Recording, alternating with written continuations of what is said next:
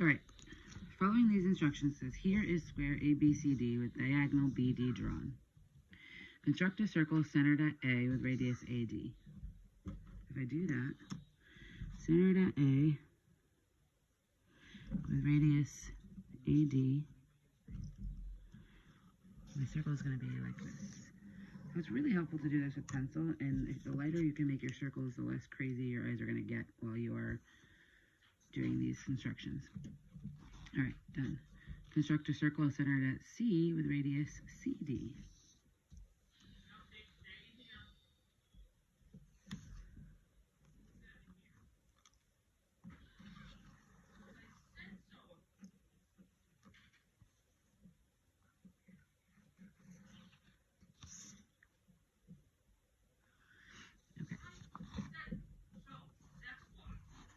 All right, draw the diagonal AC and write a conjecture about the relationship between BD and AC.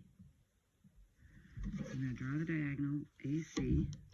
Just going to connect from A to C with my straight edge. I'm going to use this one. This is a little easier to use than my compass. And it says, write a conjecture. So what do we think might be true about BD and AC? So if I'm looking at those, they definitely intersect, but is there anything special about their intersection? What do we see? Do we see anything special? Like I noticed that there are, it almost looks like that same thing we were doing when we were constructing perpendicular bisector, right? The two overlapping circles, we have our two connection points, and then that line going between. So that almost looks like BD would be a perpendicular bisector to AC. So that would mean it's splitting AC in half. So if the circles really are overlapping each other, they share a radius that are the same size, it would make sense that maybe this is a midpoint for AC. It also looks like it's the midpoint for BD, this point in the middle. So there's a couple of things we could say. One thing I can think of is that, BD is perpendicular to AC. That's one conjecture I could make. Or we could say BD bisects AC. Bisects needs an S. Maybe the reverse would be another thing that we could say. Maybe they do both. Maybe we could say the diagonals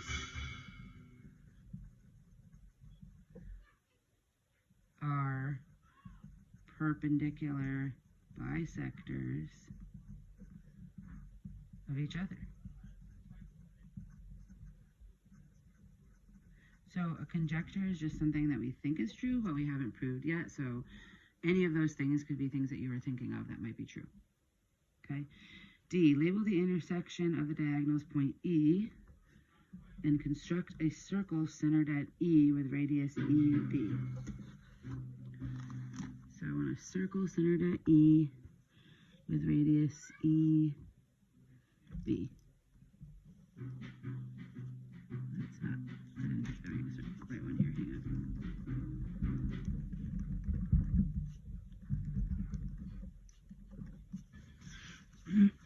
My compass is a little bit bent, I think.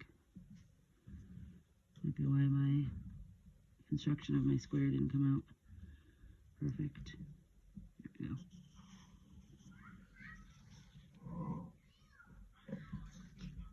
Alright, so how are the diagonals related to the circle? So that circle E, how are those diagonals related? Well, EB was a radius of my circle, so ED was also a radius of my circle, which means BD is all the way across the circle. So we call that the diameter, right? Same thing this way. EA is a radius, EC is a radius, so CA is also a diameter. So we can say here, this question, they are both the diameter of the circle.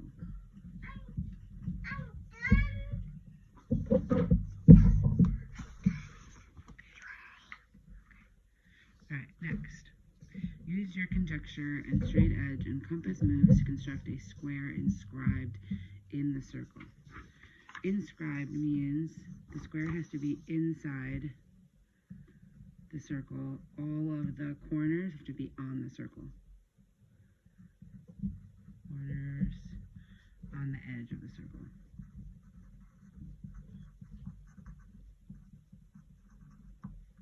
Alright, so I gotta figure out how can I draw that in here. Well, if I'm thinking about my conjecture, right, it's gonna look like this. I want a square. So like if I have this circle E, imagine this is my circle E, and I want to draw this square inside. I need to start from here and work the other way now. So if I know that both of them are the diameter of the circle, stop it. Just stop. If I know that both of them are the diagonal of the circle, then maybe I could, or diameter of a circle, maybe I could draw a diameter, and I know that they're supposed to intersect, so I could do that, but I don't want to eyeball their intersection. We said up here that we think they're perpendicular, so I want to make them perpendicular to each other. So first thing I can do is just start by drawing drawing a diameter. I can go all the way across and just draw a diameter. I'm going to connect one edge to the other. And so there's a diameter. So that's going to be one of the diagonals of my square. Now I can't just eyeball and draw the other one, but I think it would look something like this, but I can't do that. I need to actually construct it, which means I need to make a perpendicular bisector. So I already have this circle around this point that I want to draw my perpendicular bisector through. So I really just need my overlapping circles to overlap in this direction. So I'm going to use this point here and this point here, make a circle around here, make a circle around here. I want them nice and big so that way they overlap each other. I can make them as big or as small as I want as long as they overlap, and I want to make them the same size. I like to make it all the way to the edge here using the whole circle as a radius. You don't have to do it that way, but they do have to overlap, so it seems like an easy way to make that happen. I'm only going to draw like half of my circle here because I really only need the part where they overlap, and I don't want to make my paper super messy. So, let's see.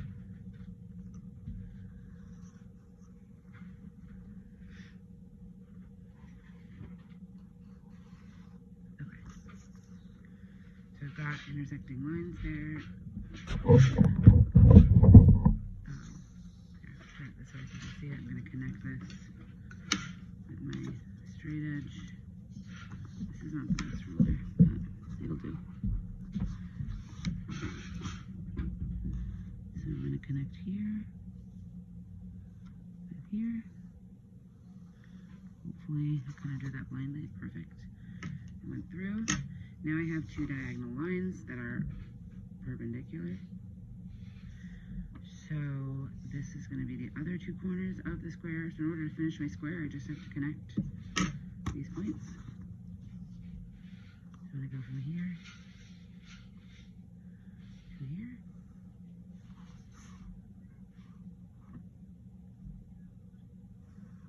And then I'm going to connect from here to here.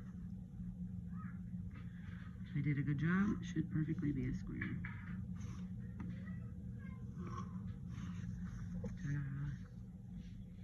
Alright, if you want a bonus, the bonus here is to use your straight edge and compass moves to construct a square that fits perfectly outside the circle.